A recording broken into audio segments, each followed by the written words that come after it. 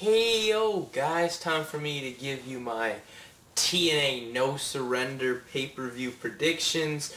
No Surrender is tonight from the General Motors Center in Oshawa, Ontario, Canada.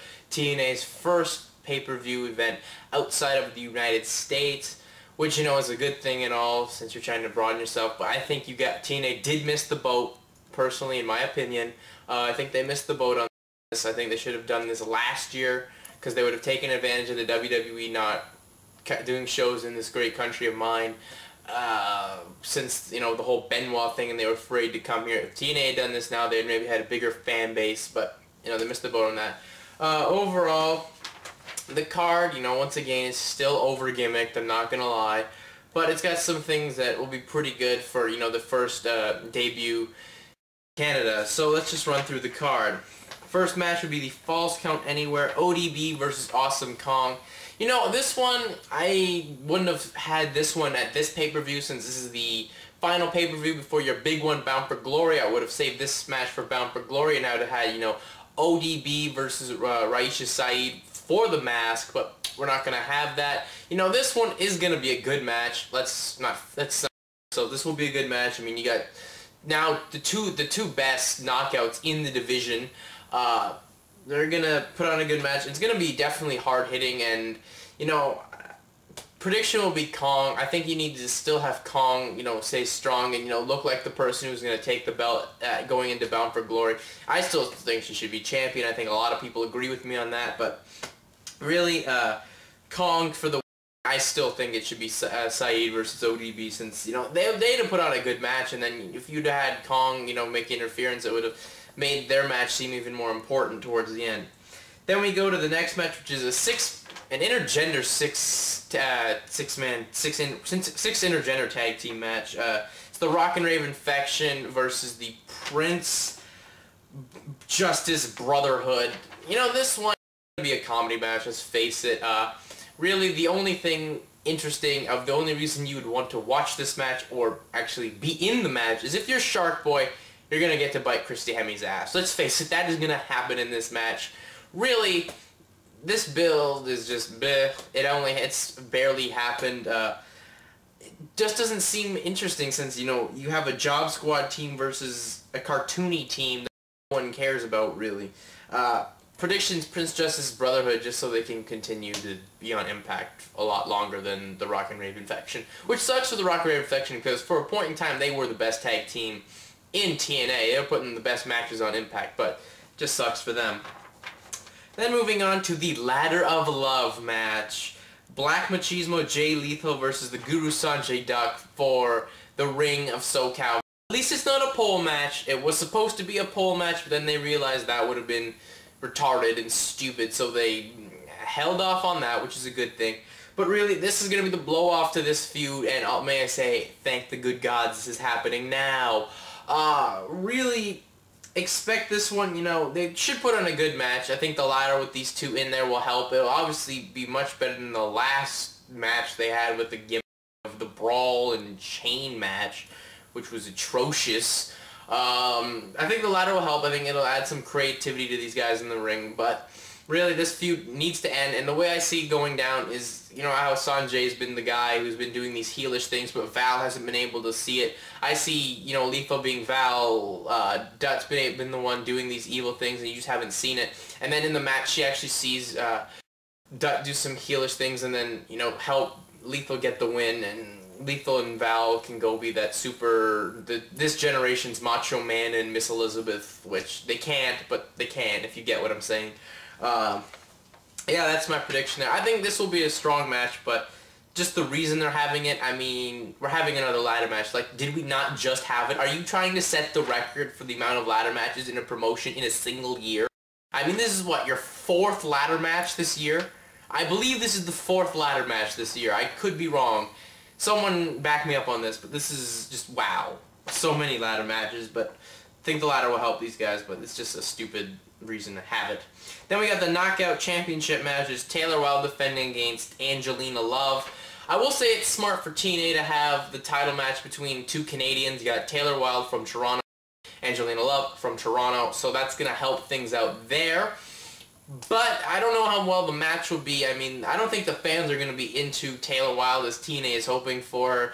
Because this is up in Canada and we're up the Bizarro World crowd. I mean, if you remember SummerSlam 04, we were more into Jericho becoming Intercontinental Champion than Edge, the guy from Toronto, retaining the belt.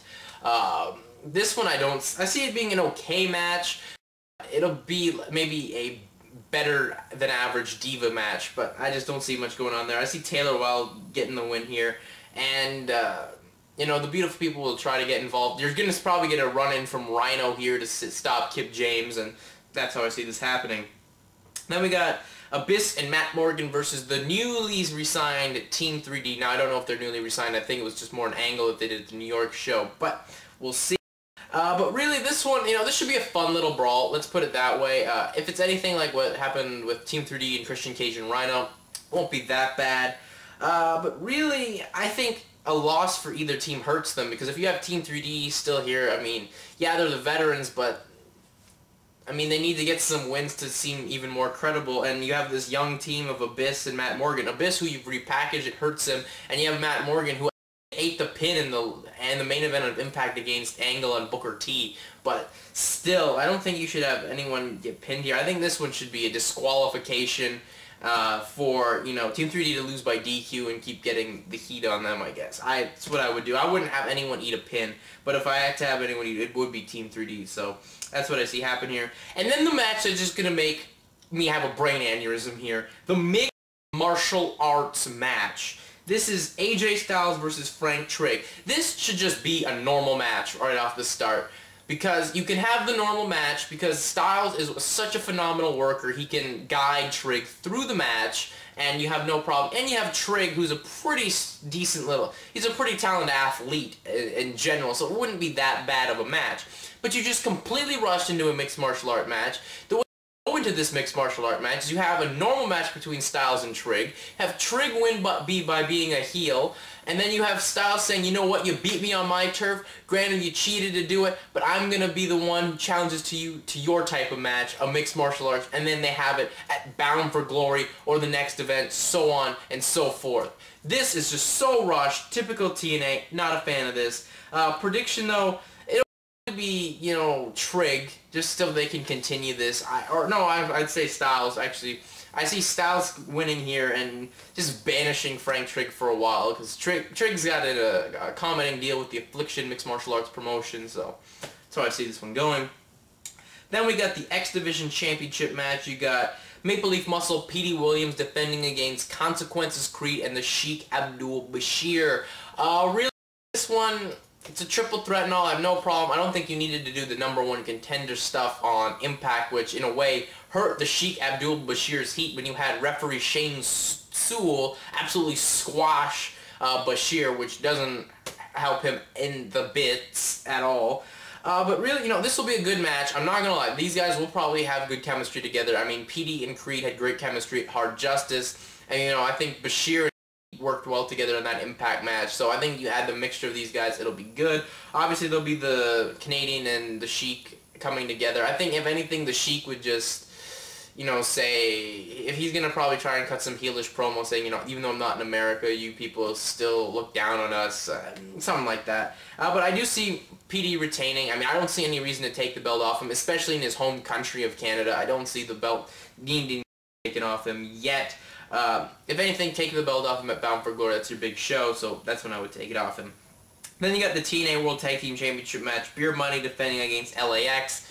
Should be a good match, as, you know, their last match was really, really strong. But, in all in all, not that much build. I mean, you had Hernandez basically beat the whole Beer Money himself, even though they were singles matches, so that doesn't add to the credibility of Beer Money. And you had Hernandez come back with an eye patch, so, you know, that's going to be a factor in here. But I more or less see Beer Money retaining here and keeping their titles and, you know, hopefully getting some actual competition down the line. Or not that LAX isn't competition, but they need some more challengers than LAX. Then we go to the main event, which is the main event for the TNA Heavyweight Championship of the World, the 4 Ways to Glory match. Samoa Joe versus Kurt Angle versus Booker T versus Christian Cage. Like how you kind of up that Cage is, you know, seems strong considering he really is the weakest guy in this match. booking-wise, since he's in Canada. Booker T, don't see you give him the title here since it would just not seem important at all. The only guy, if you're going to do a title change, would be Kurt Angle, but I don't think you want a heel champion at the moment since you kind of actually have a heel champion in Samoa Joe since the fans have backlashed against him. But really, got to go with Joe getting the win here. I mean, this will be a good match because you have 4 guys who actually know what they're doing, but I don't like how you build it so that Joe's apparently never had a match with any of these guys, considering you had Joe beat Angle to be the champion, and he had great matches with Christian Cage last year, and, you know, even though he's had sloppy matches with Booker T, he still had matches with him. But really, this one's going to more lead to either Joe versus Sting at Bound for Glory or, you know, a triple threat or something. More Sting, so that's how I see it happening. But anyways, that's it for me. I'm out. Peace.